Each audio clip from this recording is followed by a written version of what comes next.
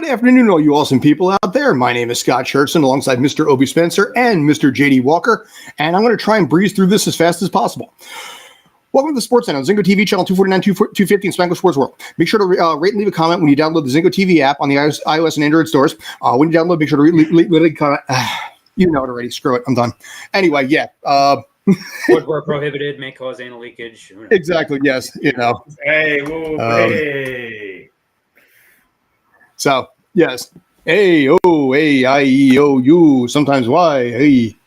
So, all right. So, anyway, yes, Zingo TV is also available on Google Chromecast, Amazon Fire, Fire TV 6, Roku, and Roku 6, and all smart TVs 2016 and forward. There, I finally got it. Anyway, we're moving on at this point.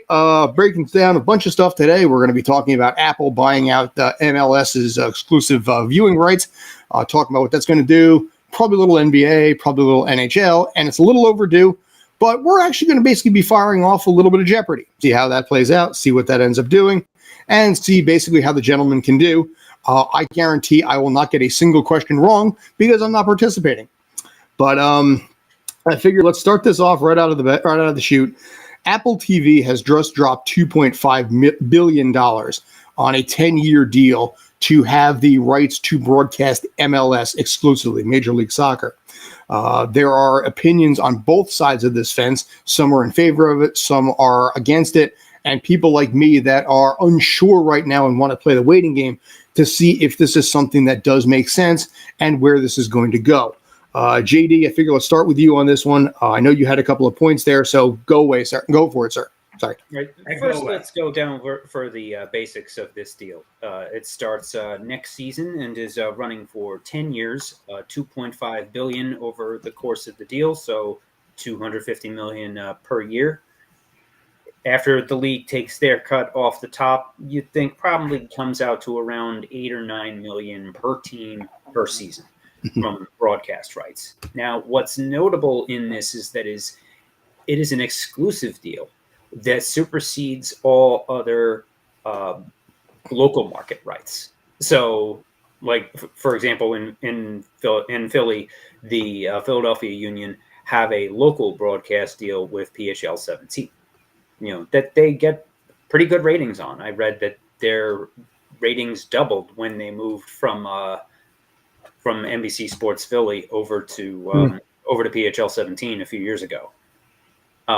I'm not sure what the terms are, what the financial terms are of that deal. I wasn't able to find that, but I do know that the league has been coordinating with the local markets, with the individual teams, saying for several years, do not extend your deals past 2022 because they wanted it to be open territory, so it could all go in one piece and not piecemeal by local market, because they don't want to fall into the same trap that you see with Major League Baseball and the NBA and the NHL, where you have teams that are stuck in very long-term contracts that made sense 5 or 10 years ago, but as the television landscape has shifted in cable and streaming since then, that now is a nightmare for many of these teams. It was a big reason behind the baseball lockout.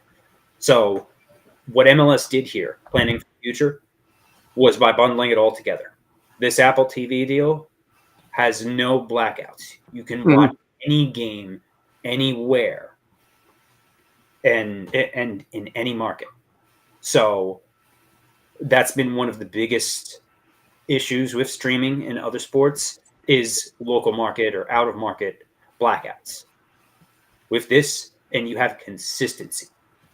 No more checking the calendar each week to find out which time, date, channel your team is playing on. Games will be Wednesday nights and Saturdays. Either Wednesday or Saturday TV window, and they will all be in the same place, Apple TV Plus. Thoughts, for or against the streaming service itself aside, you at least know where to go. And that is something that has been an issue with MLS and sometimes a source of confusion. Now, where your team is going to be playing, when and how you can watch them. Whether or not a person is able to is a different story. Fair. if they're willing to pay whatever the price point per month will be for this plan. The pricing itself hasn't been disclosed. But when that land becomes available, you get everything. And this is what it is. And also, Commissioner Don Garber has said that they are still trying to look for linear national TV deals as well, with whether it be ESPN, Fox Sports, whoever. So that is still on the table and will be in addition to this. Obi, do you have any thoughts on that? To me, the whole thing about any sport is it is a great driver to your service, whatever your service is that you are trying to broadcast to, whether it's terrestrial, old-fashioned terrestrial TV, whether it's basic cable, premium cable. Sports does bring eyes to that service. People pay for it. I mean, people pay for Red Zone, which isn't even a game, right? So those things work out well. What can be difficult for a sport is if ABC/ESPN, Fox, they don't have a piece of it, are they going to cover it? Are they going to consider it news? That's always the downside. Now, it sounds like JD's reporting here, and I know he did plenty of research. It sounds like those possibilities will still be there. And I think it behooves Apple TV to make sure that one of the big sports talk show networks gets at least a little play, enough to want to talk it up. We've seen it with hockey, the ebbs and flows of when hockey's on ABC and when it's not, and how much it's talked about. So, but, I think it is a win-win for everybody. It's a lot of money to MLS.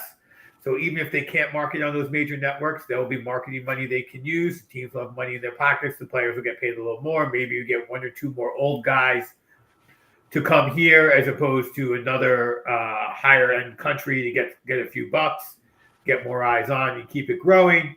And for Apple TV, in theory, it's going to drive people to watch it. It's going to drive people to Apple TV. We know it's a growing sport. It's one of the things we've been talking about on all the shows that we do for 3 years now. Soccer's growing, soccer's growing, soccer's growing.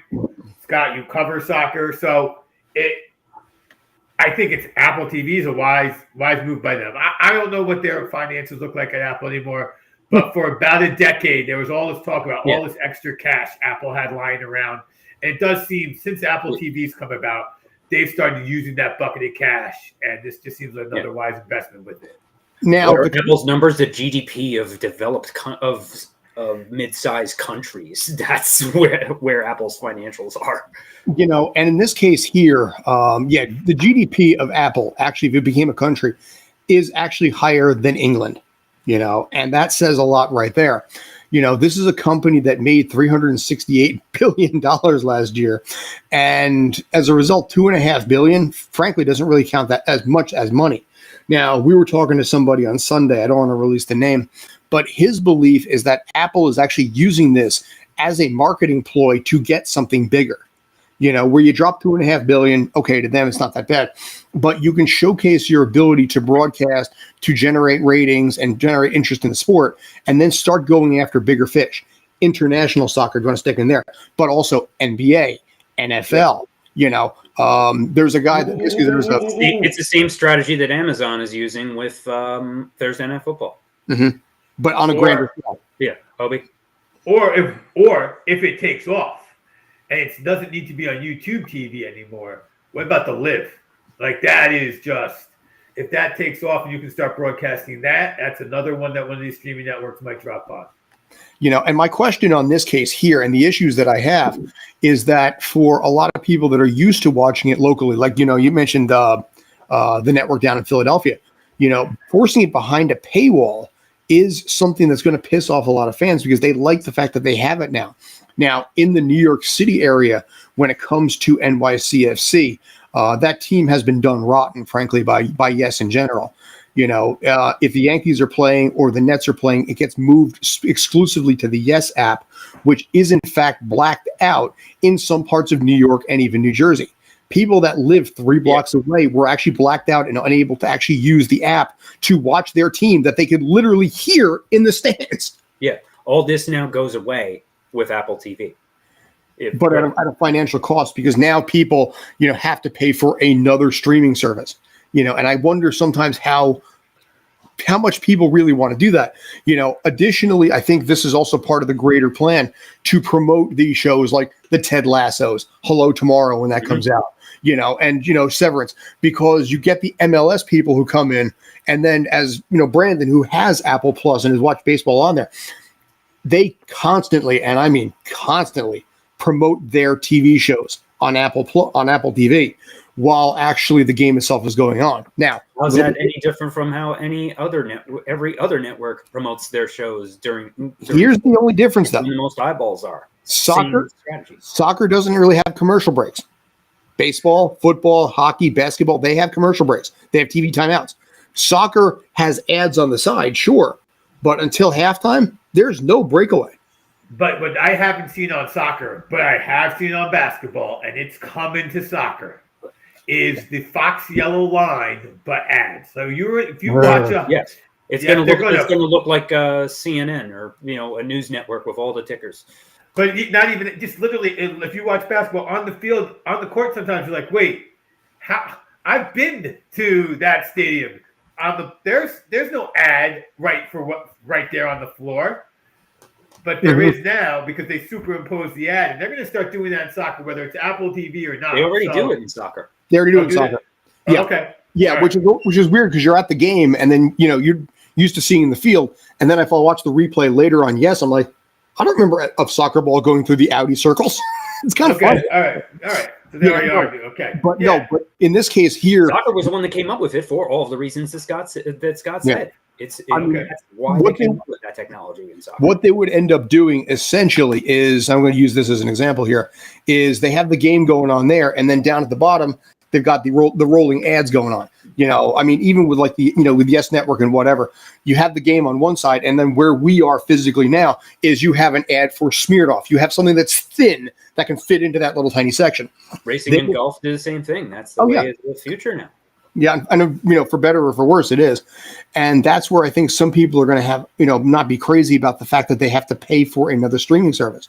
You guys and I remember the old days when streaming services became a thing and people were thinking, cool, I can save money. Okay, so when people started thinking, cool, I can save money, I laughed at them then because I'm not an idiot when something works. I remember when there was HBO, and then next thing you know, there was Showtime, and then there was Cinemax, and then there was the movie channel. Yeah.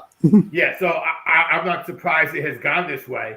And my cable company, they offer all the services like on your cable box, so you still keep your cable TV because they were smart to figure out. I think brilliant to do that and integrate the searching into their functionality. But that being said,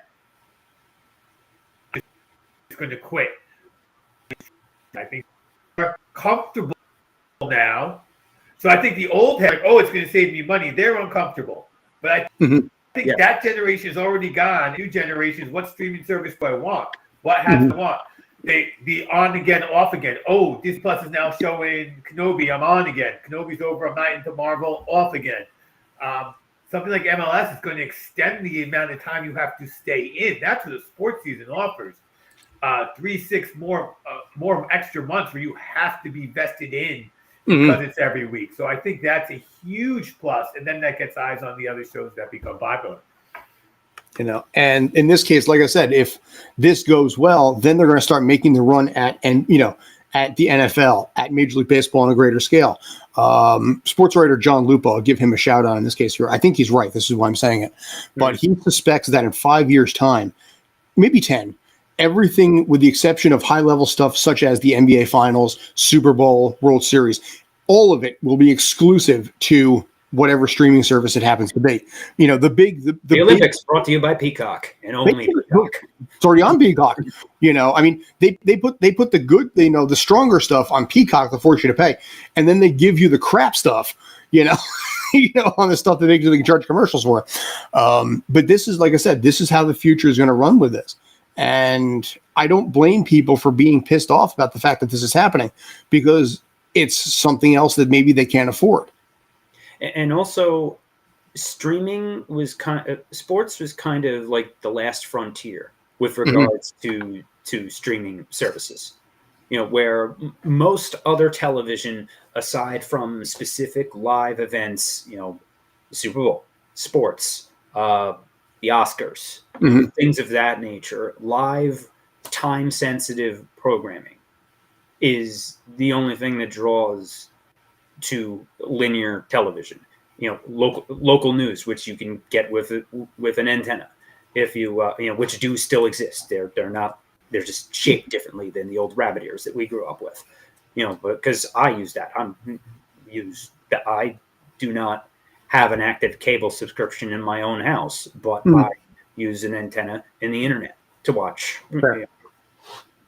Now, what I need to watch. So that's kind of the last thing. Was people thinking, oh, I need to keep a cable service so I have the ability to watch whatever team I like.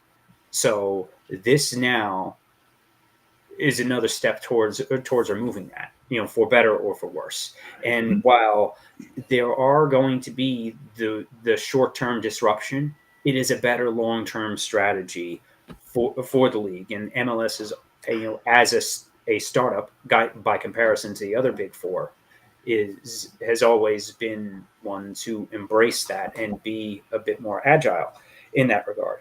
So you said something in there that really struck a chord with me, which was I can watch my team. And as you know, being a Met fan like myself and moving down to Philadelphia, trying to watch your team, you realize how regional baseball is. Yes. And when you put this on here, and now we feel like we're in a time of extra mobility for people. They can keep their job, move 4, 5, 6 states away. But if you are a Philadelphia Union and New York FC, New York Red Bulls fan, or Portland fan, and you switch sides of the country, now you can still watch your team every one of their games. So not instantly, but you were going to have to pay for that anyway. And now you're like, fine, I would have had to pay for it anyway, but now I can remain an active fan of my team. I watch the New Jersey Devils on ESPN Plus, and I'm able to do that since I am no longer in the local market. That would be, of course, if the New Jersey Devils had a product worth watching these days. Fair. Now, the thing is, in this case also, and this has been a lot of concerns that the fans have, is you develop a loyalty specifically to the broadcasters you're used to. So, Obi, you mentioned the Mets. The Mets are so much less without Gary, Keith, and Ron. If the Mets were to go to Apple TV, you're probably not going to get Gary, Keith, and Ron. You're just going to get whatever broadcasters go from point A to B to C to D, just like you do with the NFL right now on Sundays, where you just have this tandem that just travels from location A to basically across the country. And But if you're broadcasting every game, is that how it's going to be? Or are you going to have your Mets broadcasters, your Yankees broadcast? Because you're now at least have the number. Might as well double it up and give two streams. I don't know how they're going to do it, but that's number one. Number two, people get addicted to their people, but only in sports that have them. Like as a basketball fan, yeah, I like the home team that they got on Comcast, but half the Sixers games are not on Comcast, and I like to hear Van Gundy call the game just as much. So as somebody who watches the sport a lot, that goes back and forth between local to national on a team that gets a lot of national coverage, it's not that disruptive once 2 years in. It is what it is. In talking to the fans, though, they are straight up nervous about this. And I addressed it to somebody the other day because they don't know what's going on with all of this either. So it's interesting because the fans, like I said, they build a bond and a connection to the broadcasters themselves. So you might lose a little bit of your relationship with the team itself because you lost a connection to the broadcasters. The reason I got into the Yankees was the broadcasting team. So if, you have somebody, I'm not sure who it is down in Philadelphia, but if you have, that tandem that covers the Union and they're not doing it anymore, the fans might be a little pissed. Will they stop watching? No. But will they be as impassioned? Maybe not as much. It could go both ways because there are some teams and some fan bases that do have a connection with certain broadcasters. As Mets fans, we're used to Gary, Keith, and Ron, who are some of the best in the country. But you also can hear Ron Darling on TBS games sometimes. Playoffs, yeah. Gary Cohen's a professional. You could hear him on Seton Hall basketball as well. Mhm. They all work multiple jobs. It's the nature of the industry. Different jobs, different times of year, different teams. But also at the same time, if the product on the field is not good, they're not going to watch. It's why I've been fascinated by all of the money that has exchanged hands and will exchange in the future of the bidding wars between networks for certain high-level broadcasters. Mm-hmm. That recently went to a cable network from NFL game of the week, no matter who the broadcasters are. So the preoccupation with that is fascinating to me. If the game is good, people will watch. If the game is not good, is a broadcaster really going to help that? But see, here's the problem with the broadcasters we're talking about. They're already one of the, he's already one of the most divisive ones in the NFL and broadcasting in general, just because of the fact that he's flat. It's almost like and I'm not even saying the guy's name in this case, but it's almost like he's there just because he has to be, but lacks the passion of saying, I want to be there. Yeah. And that dude got $90 million across 5 years, which is a very, very gutsy move for this sports network that is owned by a mouse. Mm-hmm. That's Joe Buck I'm talking about. You obviously you knew who I was talking about anyway. But in this case, they dropped $90 million or $100 million on Joe Buck for 5 years. But the one guarantee every time Joe Buck broadcast an NFL game or a World Series game, Twitter, he was trending, and usually in the negative. Yeah, it's the same reason why the 4-letter network holds on to a more controversial talking head because he's trending. Mm. Something he's always got something to say about something. Takes are very volatile either way. So to both of those guys, Buck and I'm going to go with who you're guessing is Stephen A. Smith. I've actually stopped watching First Take, by the way. I just have lost interest in it. But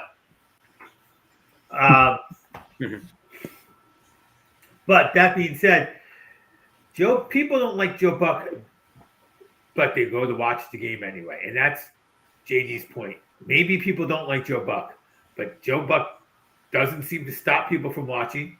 I watch the Spanish ones. I can't understand it, but goddamn, does that guy have more energy? Okay. I can't understand Spanish for crap. I think that undercuts your argument, by the way, of people may not watch it because it's not their broadcaster. If you're literally watching in Spanish, which, by the way, I've done as well during the World Cup. Joe Buck is not my broadcaster. He's the broadcaster that's doing the game, which reinforces my point. Because your broadcasters change over the years. Like your team of broadcasters. Look, I have been out of New York for so long that when you say who are the Mets broadcasters, it's Tim McCarver and Ralph Kiner. Okay, that's how long I've been outside of New York. Fran Healy, I think at one point, Gary Thorne for a while. Yeah. So it was Howie Rose and Fran. Howie Rose, yes. So, point being, those teams change, and you do have a point where I used to listen to the game on the radio and watch it on TV. Bob Murphy. For a period of time, but in the end, now I watch half the sports I watch without any volume because it is the product for most sports, and the volume goes on when the refs are conferring. I'm like, wait, what did happen? I didn't catch that. Mm-hmm. Then they tell me what happens, and then not every game, and not particular announcers though. Sometimes I'm watching with volume, and sometimes my wife is talking. So volume has to be off. Yeah, but you could also put the game on. You could also put the game on mute and listen to people online talking about it if you so choose. Yes, I highly suggest you do that.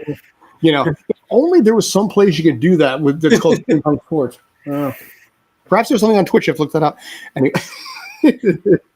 But I don't know. I'm curious to see what's going to happen. It's probably too early to say for sure, but I will say this: like them or hate them, Apple knows how to make money, and they're not doing this randomly. They're not doing this, out of the goodness of their heart. They're doing this to raise that stock price. So, is MLS their end game? Probably not. Yeah. can you trust that they're going to do the right thing by MLS, probably across the board, big picture? You know what? Big picture, yes. Little person, maybe not so much. So yeah, there will be some short-term disruption, and there was a great article I read by. We apologize for any inconvenience. There was a great article I read by it was Paul Danzer with the Portland Tribune. He had some quotes from the University of Oregon sports business professor Yov Dubinsky, and he said that while this is good, it also creates a risk of positioning yourself as a niche product. In the case of the MLS, but they're not going to be the lead on SportsCenter anyway. It's because certain networks prefer, they will go with where the bread and butter is and where the majority of their rights dollars are, which is the big four. So one last thing to close this out on that, because actually it's almost 4:30 already. But JD, you and I were talking yesterday about the USFL. And the fact, or 2 days ago, sorry. And the fact that ESPN on their website has nothing whatsoever on the USFL, no section, no anything, because it's a Fox product. Right. As Obi said before, if ESPN doesn't have, if ESPN ABC doesn't have your rights, you don't exist. Yep. Hockey didn't exist for 15 years. Yeah. And even now it barely does in their eyes. But so, all right. Any final thoughts, gentlemen? Kind of want to move on to Jeopardy and see how you gentlemen do. So, just give it a shot. All right, cool. So, by the way, this is, of course, the Sports Den. You can find us on Spanglish World Network, Zingo TV, channel 249 and 250. If you want to just drop a message there, please be my guest. Okay, so moving on to the other guy right now. Like I said, I have not in any way, shape, matter, or form seen what these Jeopardy questions are going to be. So I got to admit, I'm kind of curious myself. So can you see? Can everybody see me? Can everybody hear me? So, all right, here's what I'm thinking. We're going to do this probably this way here. I'm going to have to get rid of that, though, so you can see everything. There is our breakdown that we have. Let me move you out of the way. I should have done that in the first place. There you go. So we have basically 5 categories down here. We have World Series winners, baseball terminology, major league teams, major league players, and of course, miscellaneous. I have zero idea what any of these questions are going to be. The way I'm figuring we probably do this is we just go on a point system as well. No positives or negatives. Just if you get it right, you get the points. If you don't, then the other person can take a shot at it and just rotate back and forth. Any complaints? Whatever. Works for me.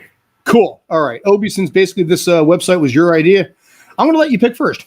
All right. Let's go major league teams for 500. All right. Going right for the throat with this. So, a flag retrieves Hack 191 sits atop the Major League Stadium representing Hack Wilson's 191 RBIs in the season, a record he set as a member of this club in 1930. Is it the Chicago Cubs? Actually, you know what? I won't be able to actually tell. I have to just do it this way, so you can't steal. Sorry. It is, in fact, the Cubs. So sorry. There we go. Well done, sir. All right. So we're not buzzing in. It's just whoever. Yeah, I think there's no real way to buzz in on this website, so yeah. Come on, dang it, Bobby. So there we go. All right, JD, how about you? I'll go with World Series winners for 500. We're going right for the tie. Yep. Featuring Cy Young and before changing their name to the Red Sox, this team won the first World Series. Okay. I believe it was the Boston Bean Eaters, I think they were called. That's the one I'm trying to go with. They were also the Robins, I think, at one point, too. The Americans. Okay. All right. It was the Brooklyn Robins before they were. Was it the Brooklyn? Okay. Obi, 2 of the 500s are gone. Let's try miscellaneous for 500, please. Again, the problem with some of these is the fact that sometimes it's like, this is the player I'm currently thinking about. It's like, great. Hell, I know. In 1963, this Mets outfielder celebrated his 100th home run by backpedaling around the bases.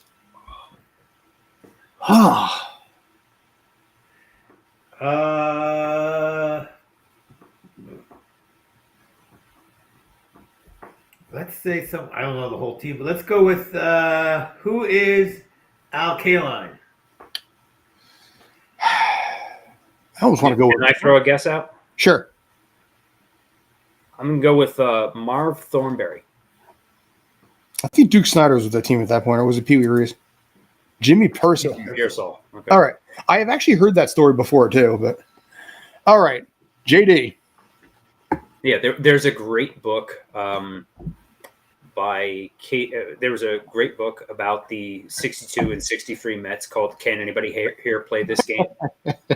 that had that story. I remember hearing it, but there's got to be video on YouTube, I would hope. Yeah, I don't know if video exists from that era, but Especially Yeah, the Mets. Mazeroski's hit. That's the kind of video that gets. We'll use that tape again. Yeah. See, Mazeroski was in the World Series, so that's why there was at least somebody. They at least had a network feed of it. Yeah, back in the day, they used to race over the stuff without the foresight. Too bad. JD? I'll go with Major League Teams for 400. Major League Teams for 400. Denny McClain is Major League Baseball's last 30-game winner after he went 31-6 playing for this team in 1968. Well, the Detroit Tigers. Nicely done. All right. Now we're where there won't be any 20-win years anymore, let alone 30. Yeah. No, I mean, that's what, one of the hardest records to probably ever break now would be Cy Young's. Yes. No. Yeah, impossible. Yeah, Walter Johnson too, but Obi? Baseball terminology for 500, please, Scott. He is loving the 500s. Get him out of the way. Players who accrued 10 years of Major League service time and spent the past 5 years consecutively with the same team are awarded these rights. No trade. 10-5 rights. Yeah. JD, are you cool with that? Yeah, all out. All right. I mean, yeah, it is a 10-5 rule, but that's, the fact that they have to approve any trade. How's he doing that? Find you.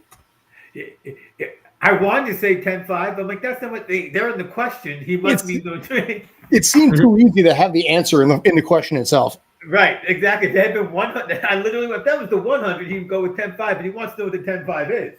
All right. Thank you, JD, for your leniency there. Yes, respect. My first guess was pension, so I was wrong. What would you like, sir? I'll go with Major League players for 500. This Hall of Famer played in all 6 of the Baltimore Orioles World Series appearances.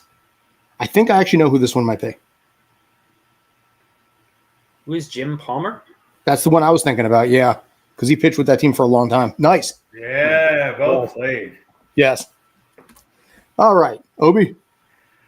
Well, let's go with World Series winners for 4. From 1949 through 1958, they were the only team outside of New York City to win the World Series. Who are the St. Louis Cardinals? The Braves. Okay. I knew that one. Okay. Yeah, I don't think in this case here, because actually there's no chance to really steal. I'm sorry, man. But you can take the lead with this one, though. So. Mm-hmm. And how would you like to do that? I was so positive, too. I'll go with World Series winners 300.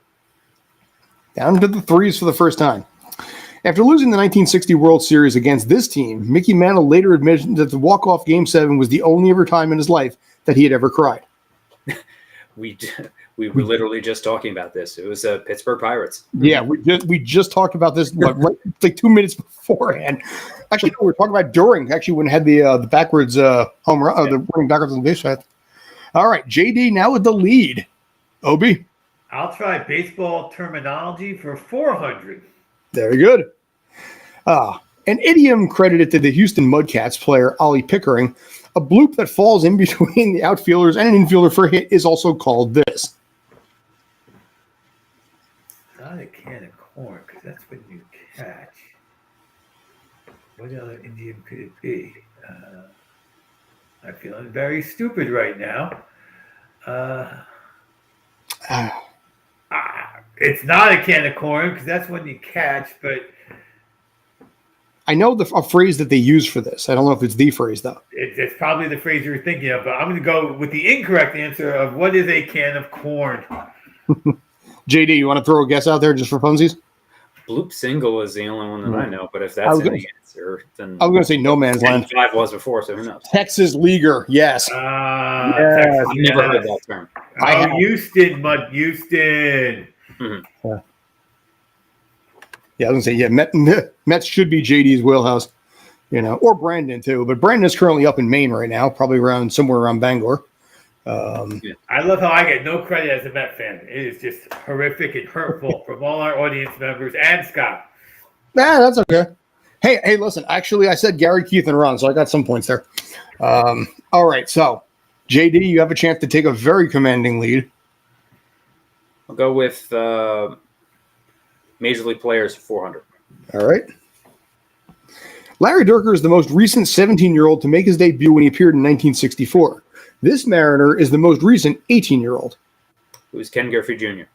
Could be.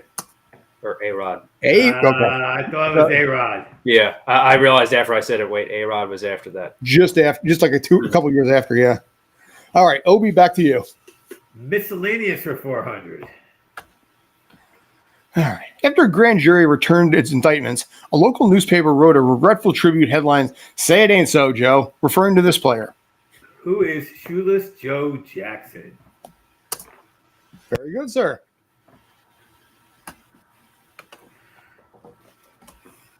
These questions don't necessarily match their number level, but yeah, I noticed that. Yeah, there probably is no order to that. So basically, yeah, the World Series for 100 will be. This is the team that won 78. Won 17 times out of. Anyway, JD. We'll go World Series winners 100. Let's test that theory. All right. Despite Don Drysdale and Sandy Koufax losing game 1 and 2 respectively, this team came back and won the 65 World Series. Or the LA Dodgers. Yeah. I believe that's the correct answer. Yeah, so that one does hold true. It is a proper 100 question. And not what this was the 756th pitch thrown by Randy Johnson. That would be a fastball that hit a bird. God, yeah, that's right. I had this exact same thought when you said that. Actually, I didn't. I had the one base. I don't know if you ever saw it, but there's a video when Mark McGwire was still playing with Oakland that he threw a fastball and McGwire got a hold of it. So you got a 98, 99 mile an hour fastball, and McGwire, when he was already much bigger than he was as a rookie, and my God, that ball just went. Anyway, JD, back to you. Let's close out World Series winner 200. Wait, JD just had. Whoa. Oh, okay. It's not that important. What? No. Crap. No, Obi's right. It should have been. All right. Let me ask you this: since I screwed up again, and you want to do 2? Okay. Mm-hmm. All right. I am sorry about that. That was 100% on my fault. I am a cotton-headed nitty muggins.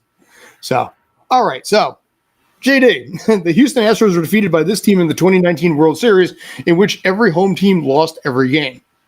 Who are the Washington Nationals? I believe you're correct. So, all right, Obi, I believe you have 2 now. Am I correct here? You are correct. Because JD was nice enough to take 100 on purpose, I will take the baseball terminology for 100 first. All right. So, baseball terminology for 100. That would bring it to a tie. A strikeout can be abbreviated with a K or these letters. Wait, there are other letters besides a K? S-O. Yep. I know. It threw me off for a second there, too. So, okay, back to a tie again. And then back to my regularly scheduled 300. All right, so you want baseball terminology 300? Yes, all right. I'm feeling really bad about what happened right there, though. It's no big deal at all. On steal or pickoff attempts by a catcher, this term represents the time elapsed from the moment the pitch hits the catcher's mitt to the moment the intended fielder is projected to receive his throw. Ooh. Steal or pickoff? I think I know what it is.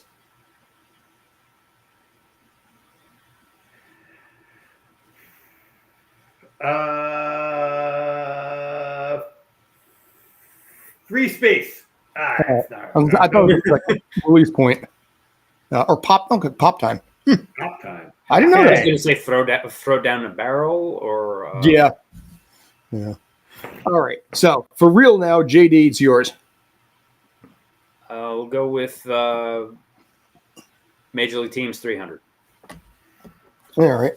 From 1966 to 1980, they were the last of the original 16 Major League teams to have never won a World Series. Or the Phillies. Yep, because they won in 1980. Tug McGraw. Yeah. All right, Obi. Major League players for 300. There we go. Making his debut in 1989, this Venezuelan was the last active player to have played in the 1980s when he retired in 2012.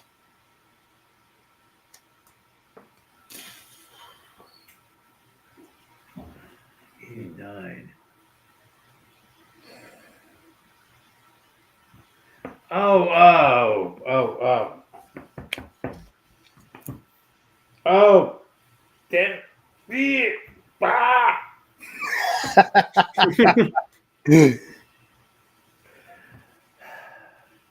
Tired with the Mets, isn't he? Oh, he was 50. Come on. And here's where I lose it. I don't know. I know, but I don't know. I know the player you're thinking of, but it's not the answer. Oh, okay. He shared. If it's what I'm thinking of, he shares an initial with Obi, your opponent. I believe it's Julio Franco, isn't it? Yeah, I think he's from Mexico, not Venezuela. Oh, Omar Vizquel. Oh shit! I was thinking Roberto Alomar, but I'm like, no, that's not. Yeah, I was definitely going with Julio Franco. Omar Vizquel went all the way to 2012. Wow. Yeah, he played a long time. But he was, but I mixed him up with the other Hall of Fame, with the other, possible Hall of Fame shortstop that had his last washed up years with the Mets, Roberto Alomar. Well, listen, that 2002 team should have been worlds better than they were. Anyway, JD? I'll go with baseball terminology 200. All right, wrapping that one out. When two teams agree to decide upon a final player involved in a trade at a later date, they are said to be including a player to be named later. Correct. There was actually a few teams, I think it was back in the 70s, where there was a trade where the player to be named later was the same player. The original team. And then they made a rule that said you can't do that. Joe Youngblood might have been one of them, I think. No. He's the guy that I think hit a home run in for two different teams in the same day. Could be. Yeah. Obi? Miscellaneous for 300. Miscellaneous. Oh, jeez. In 1990, this comedy sports film. It's not a 300 question. All-girls baseball. Yeah. Where's that jersey that I have of that? Mm-hmm. Obi, make it official. I don't want to because it's not a field of dreams and there is no crying in baseball. Oh my God. Oh my goodness. A league. What is a league of their own? Okay. I'm starting to wonder for a second there. It was like, I'm like, it's not there. And I'm seeing the movie poster. I'm seeing scenes from the movie. My wife literally wore that shirt yesterday. JD?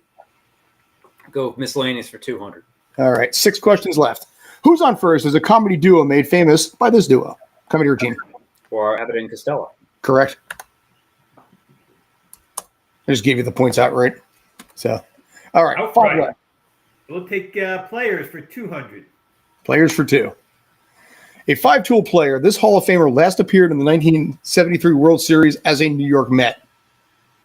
That Willie Mays? Correct. Mm-hmm.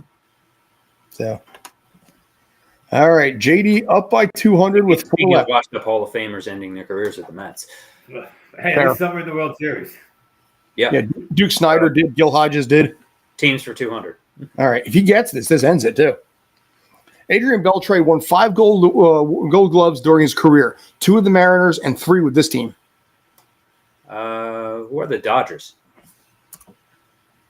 No, not done yet. Not done yet. Still breathing. We're going to go with miscellaneous for 100. He was the first Japanese position player in Major League Baseball when he debuted. Okay. Who's the guy? Is Suzuki Ichiro? Who is Yeah. Ichiro? He doesn't even have a first name and last name there. Yeah. All right, JD, you can still clinch if you get this one right. Players 100. Players 100. Ozzie Smith. Before he answers this, I would like to say that JD has already won because I'm giving him the 300 points he deserved for the A-Rod because he corrected it before the answer was revealed. You want to give it to him? Okay. Yeah. So, all right. Well, we'll finish these last two I out. was waiting to reciprocate, but at this point, it's time to officially reciprocate the giving question. Fair enough. JD? I'd say the Wizard. Yeah, it was the Wizard. Wizard of Oz. Yes. And actually, to be fair, in this case, we'll do that. Mm-hmm. Fair, give you the 300 points. All right. Obi, what do you want left? Perhaps this one? Take Major League teams for 100. The most westerly based Major League Baseball team. Seattle. I'm going to say the Seattle Mariners are further west than the Los Angeles teams. San Francisco. Oh, Because if you think of how the coast is shaped like yeah, the semicircle. Belly's out. There you go. All right, JD, congratulations. You took this one. So, let you. Actually, now it's funny. Now I'm seeing all the I was running it on a different screen, so now I'm seeing like all of the questions or all of the comments that were in there too. Ripping on the fact that Rangers. Even I know this one. All right, so not bad. So yeah, I have quite the fan club over there. Well done. So yes, bravo to you. Congratulations, you get the pride of basically saying that you won, online Jeopardy. So. You know what we did learn though, Scott. Next time you grab one of these, you can play. I could, yeah. And you too can be staring at yourself going, I know it's a league of their own. Well, like I said, in my case, at least I know I didn't get anything wrong. So,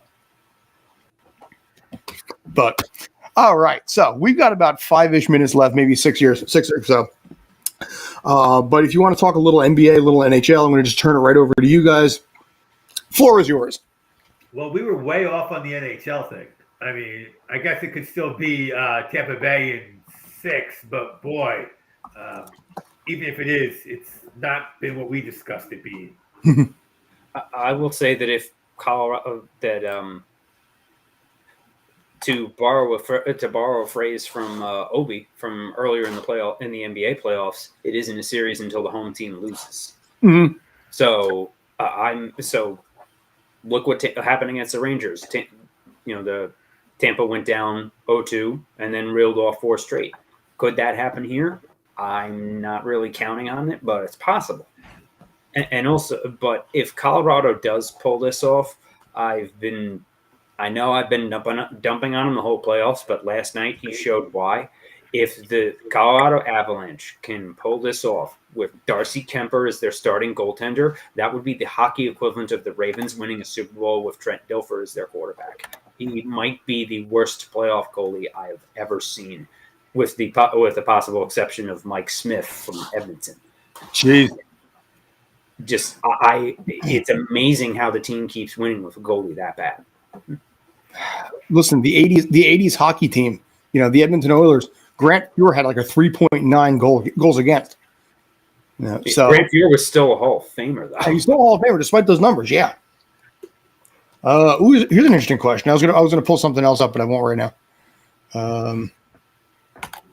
The answer to that question is yes. Dilfer is worse than Flacco. Dilfer versus Flacco, or Eagles with Foles. But Foles at least was the best. Foles was supposed to be the backup, and he threw for over 400 yards in that game. Yeah, and he caught a touchdown too.